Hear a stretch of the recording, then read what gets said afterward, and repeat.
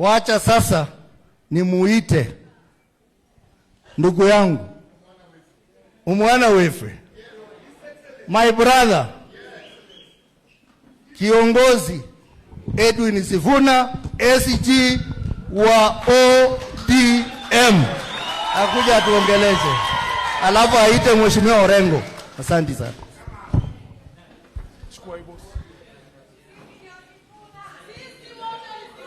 Asante. Asante sana Priska. Thank you very much.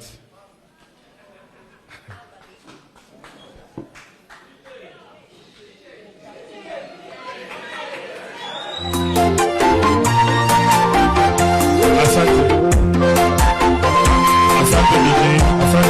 Tafadhali naomba tu kwa heshima kwa sababu ya muda umesonga sana. Tutadance huko nje. Bwana asifiwe. Kwa uongozi wa kanisa hili la CCI hapa Ntulele, viongozi wote ambao wamekuja kushiriki misa hapa, na wasalimu kwa jina la Yesu. Hamjambo? Uko nyuma hamjambo? Hapo mnaniona vizuri? Uko nyuma hamjambo? Mnaniona vizuri? Bishop na Reverend mnaniona vizuri? Mimi ndio Sifuna. Nataka nichukue fursa hii kusema asante kwa uongozi wa kanisa hili kwa kutukaribisha, na najua kwamba baada ya kusikiza hawa viongozi wote wakizungumza leo, niko sure umeona kuna tofauti kati ya hii kikosi ya Linda Mwananchi na wanasiasa wengine, kwa sababu wameweka nidhamu, wameweza kuheshimu madhabahu yenu. Hakuna mtu ametusi mwingine hapa. Hiyo vitu sisi tunawaachia wale jamaa wengine, wao ndio wanajua mchongoano, si ndio? Sisi ni watu wa heshima.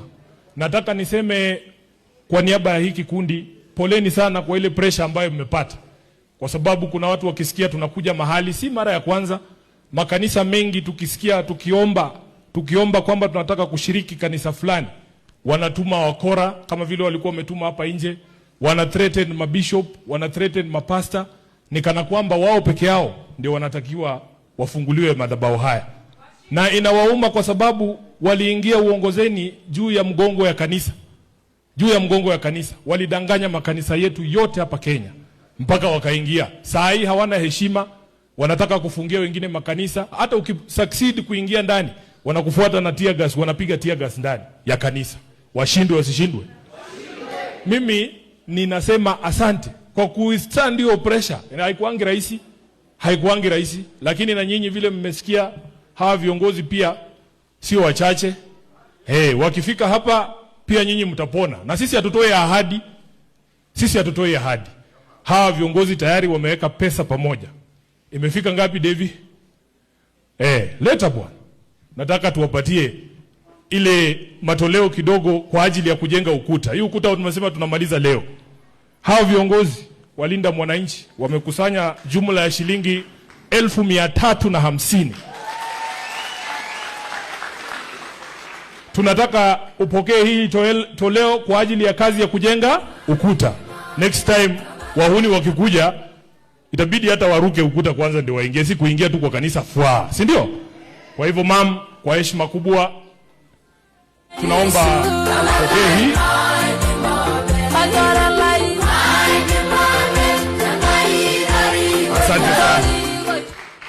Asante sana kwa viongozi wote ambao wametoa kwa ajili ya kazi hiyo. Kuna pastor mmoja hapa ametuomba kwamba kama Linda Mwananchi tuweze kuweka nchi ikiwa na amani. Nataka niwahakikishie kwamba kikundi hiki ndicho kikundi ambacho kinahubiri amani kila mahali ambapo tunaenda. Wale wanakuja kutuchokoza ni wale wengine. Kwa mfano, sisi tayari tulipeana ilani kwa polisi kwamba tutakuwa Narok leo. Hatutaki kuvurugwa na polisi, tuingie pale Narok, tuzungumze na wananchi, tutoke kwa amani. Hiyo ndio kitu ambacho sisi tunataka kuahidi. Jambo la pili, tunazunguka tukizungumza na wananchi kwa sababu Kenya hii iko katika hali ya hatari sana. Iko katika hali ya hatari. Wakati serikali hii walikuwa wanatafuta kura, walituambia hawatakuwa wanatumia polisi vibaya, hawatakuwa wanatuma DCI na EACC kwa ajili ya kusettle political scores. Na sasa hivi mmesikia ndugu yetu Kibagendi yuko hapa. Anaandamwa kila siku, kila mahali kwa sababu anazidi kukosoa yale maovu ambayo yanafanyika katika taifa letu. Wewe fikiria rais wa nchi ambaye ndiye anatakana kuwa patron wa zile hospitali zetu za umma. Yeye ndio anafaa kuwa patron wa hospitali ya Kenyatta. Yeye anafaa kuwa patron wa hospitali ya Moi kule Eldoret. Kazi imemshinda. Ukienda Kenyatta saa hii, mashini ya kutibu kansa imekuwa chini miezi 3. Saa hii amewacha ile yake, ameenda kujiweka atieni patron wa hospitali ya kibinafsi inaitwa Nairobi Hospital. Anatumia polisi kunyakua hiyo hospitali kwa nguvu. Ametuma polisi kushika watu wazee, watu wako na miaka 80. Anawashika Friday, mchungaji awaweke ndani, ati alazimishe hospitali ambayo ni private ikue hospitali yake. Sasa kama zile zetu za level 5 hapa Narok imekushinda, wewe umeenda kujiingiza kwa serikali, kwa hospitali ya wenyewe. Kwa nini? You are the patron of public hospitals in this country, na zimekushinda. You cannot go and be a patron of a private facility. Number 2, aliingia pale kwenye mamlaka, amebadilisha kila kitu. Afya watu wanalia. Ukienda health, ukienda mambo ya masomo watu wanalia. Kule kwenye university, wale mmesoma magazeti juzi, vijana wetu hawapati pesa za HELB. Kwa sababu gani? Watu wale ambao waligraduate pia wameshindwa hata kulipa HELB kwa sababu hawana kazi. Vijana zaidi ya nusu milioni, they owe HELB 90 billion Kenya shillings. 90 billion. Hii inakuambia we are graduating people from the universities but they have nowhere to go to put into place their skills. Unaniambia wewe umecreate kazi ati ya mjengo. Kazi ya mjengo si mbaya, lakini hatuendi university ndio turudi kwa mijengo bwana. Haiwezekani. Tunataka kazi za maana, usituambie mambo ya kazi ni kazi. Hapana, tunataka kazi ambayo inaambatana na ile masomo niko naye na ambayo inaweza kubadilisha maisha yangu na ya familia yangu. Mwisho kabisa, mimi nimeona vijana wanafanya mambo mazuri huku nje. Nchi imeamka, kila mtu anajua ile kitu inahitajika kufanyika. Nataka niombe tu shirika la IEBC, kwa sababu mimi nikitembea Kenya, nimetembea Kenya, watu wameamua. Watu washaamua. Saa hii hata watu wakipata hiyo ballot wanaweza piga na fujo sana. Leo ndio tumekuja Narok tusikie kama pia watu wa Narok wameamua. Tusikie vile wanasema, si ndio?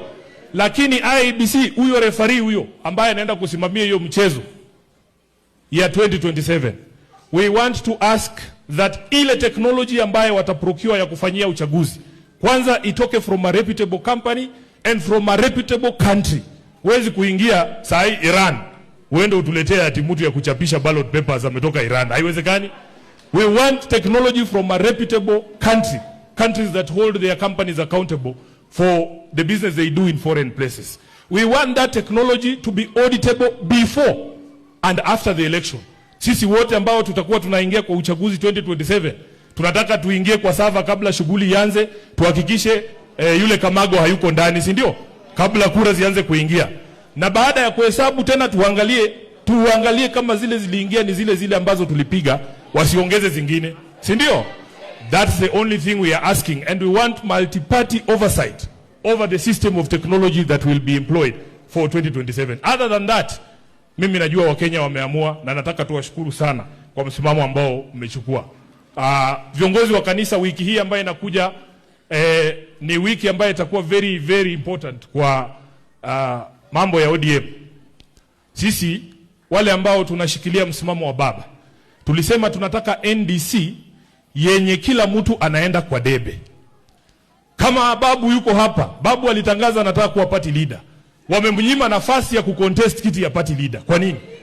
Hatutaki NDC ati watu wachache wanakaa hapo wanajipea viti wao wenyewe. Hapana, tulisema tunataka NDC yenye kila mtu anaenda kwa debe. Hata mimi Sifuna, kama kuna mtu anataka kiti ya SG, akubaliwe.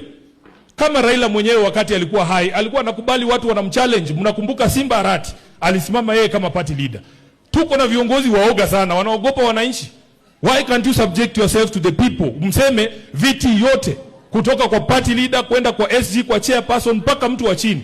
Hata hapa kwa mashinani, huyu chairman wangu Mheshimiwa Kazaro alienda uchaguzi, hajawahi kataza mtu kusimama against him hapa Narok, kwa sababu yeye, watu wa Narok wanajua yeye ni mtu wa baba, watamchagua tu. Lakini ananiuliza kama watu wa mashinani walichaguana mpaka kwa polling station, nyinyi wa huko juu mnaogopa nini? What are you afraid of? So we should be subjected to the same. So wacha tuingie hii wiki. Ni vizuri wamesema mkutano iko Nairobi. Ni vizuri wameweka mkutano Nairobi. Walikuwa wanatorokanga wakipeleka mikutano huko Mombasa na Kilifi. Sasa wamerudi wapi? tutapatana mundu kwa mundu. Kwa hayo mengi, nataka nichukue fursa hii nikaribishe Governor Orengo atufungie hii hafla. Nasikia mvua imenyesha kule town, tutaingia tu. Tutaingia. Sisi hatujaundwa na sukari bwana. Hata kunyeshewa ni sawa, si ndio? Asante sana.